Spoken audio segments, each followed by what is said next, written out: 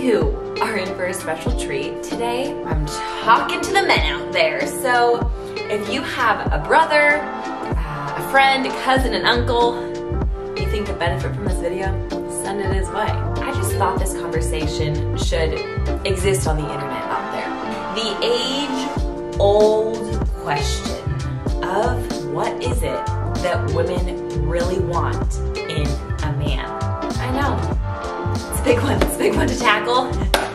It's a big bite to chew, but whoa, excuse me. I feel like that was just a bit timely. The man conversation today. But you know, yeah, it's a big topic. It's a big one to tackle, that's for sure. But you know, I'm actually feel quite passionate about this conversation because I spent many years in a similar boat to, I feel like, a lot of people in the world today, wondering what it is and who it is that I am supposed to be in a relationship. And let's just be honest. We live in a society today where that is incredibly confusing, potentially even triggering for people to have the conversation about gender roles and responsibilities and needs. And I'm gonna say it up front right now. I am not going to tackle the entirety of what that conversation could be. Too much time deserves to be given to the topic of the uniqueness of masculinity and the uniqueness of femininity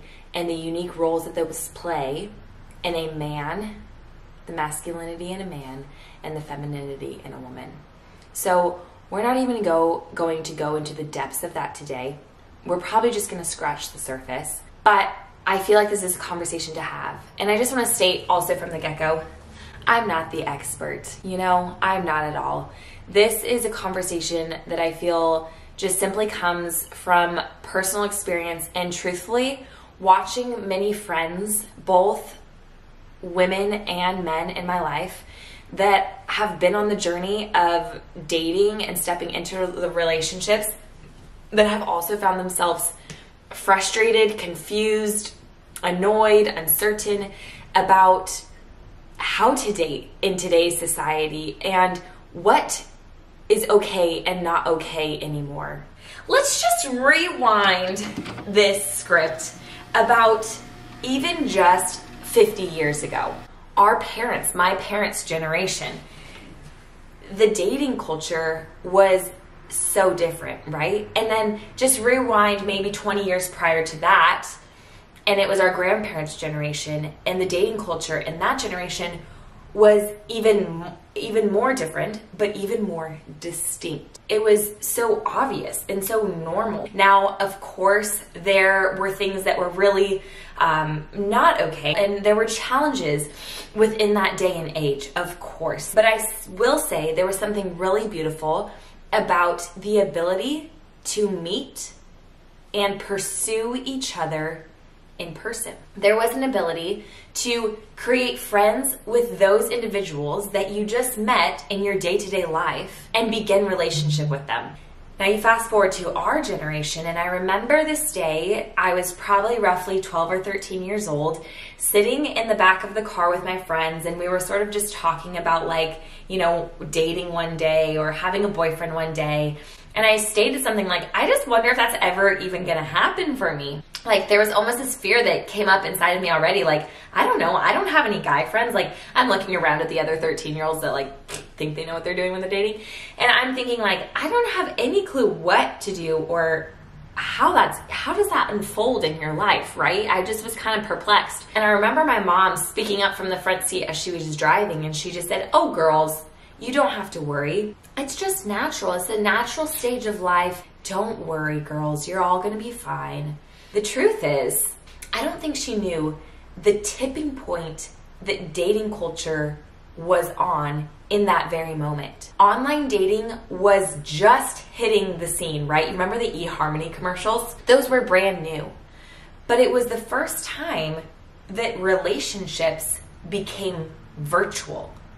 And there actually became a lot of mistrust in relationship, right? There was The whole show I was never allowed to watch, but that existed on MTV, that I think was called Catfish, where you fell in love with nobody over a screen because you communicated virtually with somebody for so long until you realized it was a complete scam.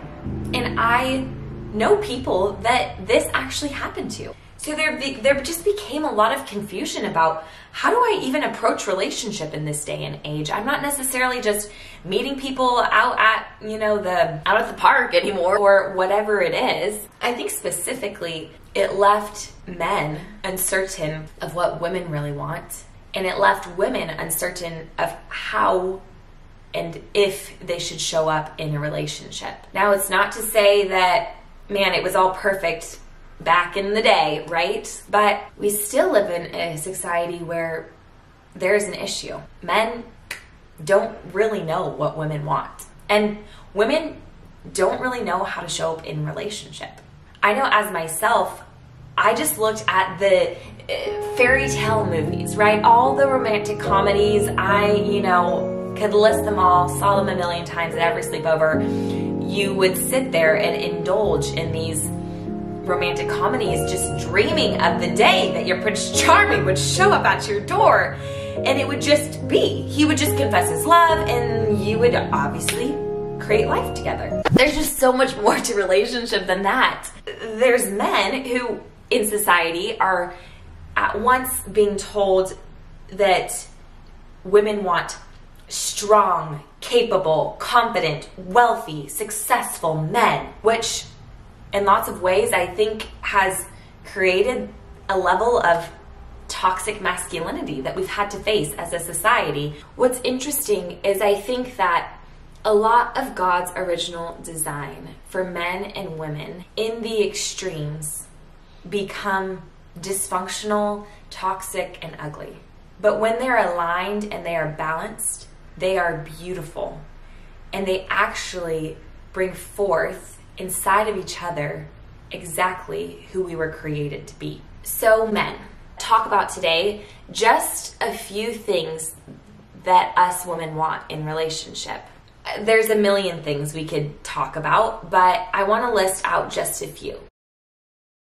I think society has told us and has told men in one generation that women want strong, capable men. And it was almost taken to an extreme, right? And we saw how damaging a only strong, never tender man could be to society. There's a temptation to swing the completely opposite way for men, right? Where they become so tender and so gentle and so passive. And the truth is, a woman, yes, wants a very kind man. Someone that is able to be gentle and tender and in touch with his emotions and aware of how he affects other people. But she doesn't want that so much so that he's not able to be strong, aggressive, and protective. And yes, I said aggressive because there is this innate need in a man to be aggressive. It's how the Lord's created him. Just look at animals, right? The male dogs are more aggressive than the female dogs. It just needs to be kept and held and used in an appropriate manner. Never to hurt somebody like on purpose, unless out of protection for somebody that you love. Women are actually wondering, they're actually looking, is he kind? Oh, is he able to be in touch with his emotions? Because that can be scary. That actually takes courage. But is he able to be protective? Is he strong enough to protect me in situations? There is something that's incredibly attractive about a man that is able to harness his aggression for the appropriate circumstances. So like, for example, when I was just friends with Elijah, I was aware of how he responded in situations. And I remember thinking, man, if something horrific happened, I would feel safe with Elijah. Like, he would know what to do. He would be able to protect me. We would be okay. I also saw that Elijah was really tender. And that was something I had to wait a little bit to dig out and discover in relationship with him. He doesn't immediately come off as the most tender person, But when I saw him around little kids and puppies, and when I opened up and shared my heart, I could see that he was so kind and he was so tender. So women really want a kind and tender man, but not someone so kind and tender they're not able to be strong, capable, and protective. But let's talk about pursuit. In the first stages of a relationship, even in that initial stage of just friendship with a girl, she is looking to see if you can be upfront and honest.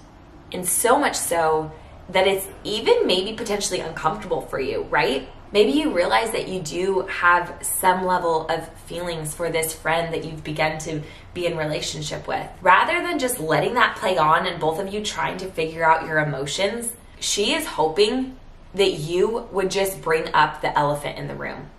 Be the gentleman that you can be and open the door first for her. Be the one to initiate the conversation.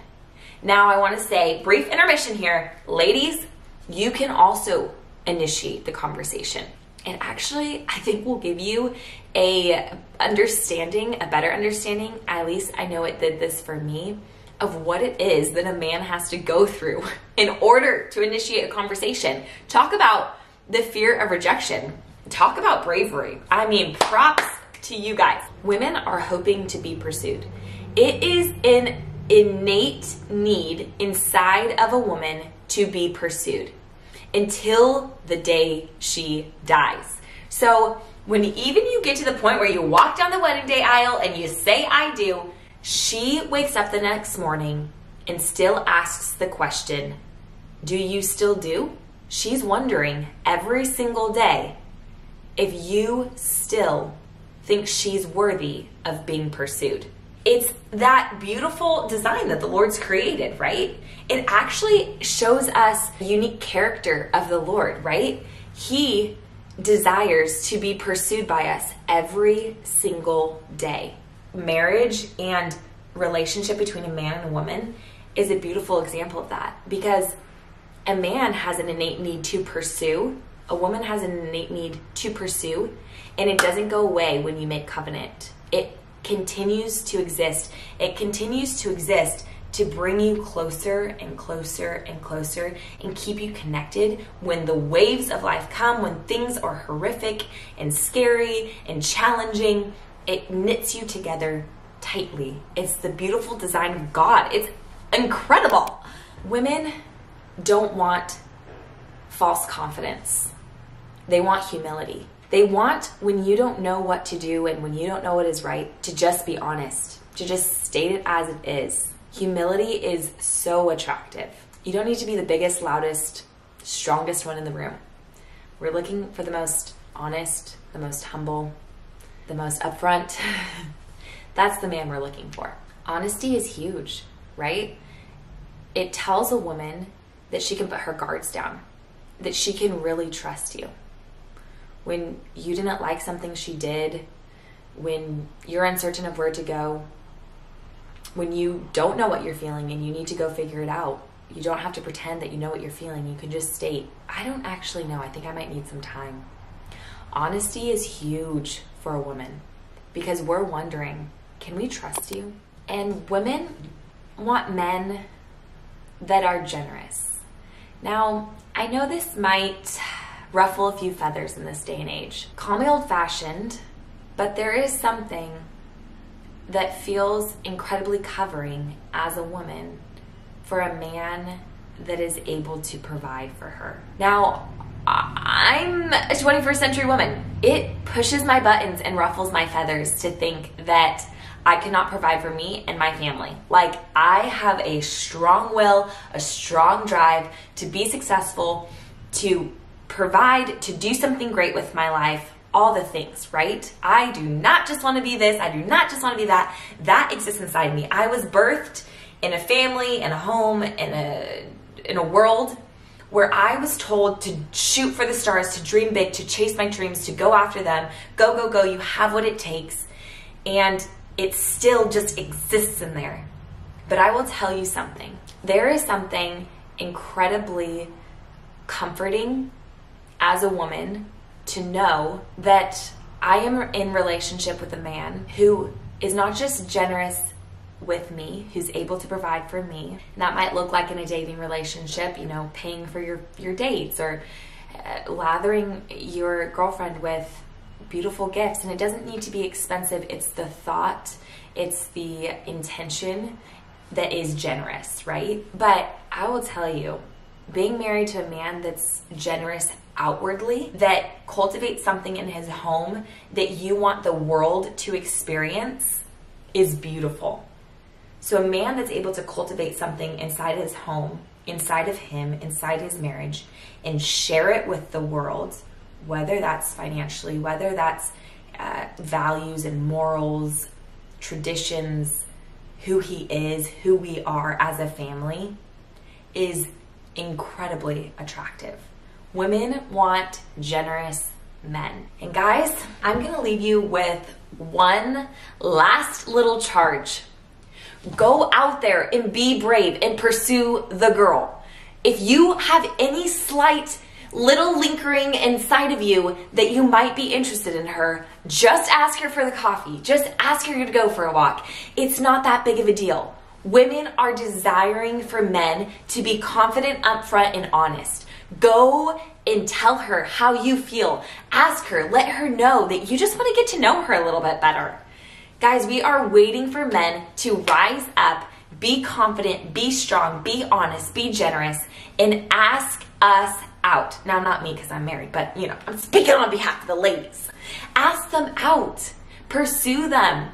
You were created to admire the beauty of women. You need to get around women. You need to pursue beautiful, honest, integrous, pure women to be able to admire that with inside of them. So guys, I'm gonna leave you with that today. Oh man, I feel like this could be like a bazillion million minute conversation. Maybe we'll do a little part 2. But let me know in the comments below how you resonated with this video. Give it a little like, give this channel a little subscribe. I hope you feel encouraged by today's video. And ladies, don't worry, I haven't forgotten about you. I will do a video for you ladies about what men are really looking for inside of women. But until next time, my lovelies, have a beautiful, beautiful week.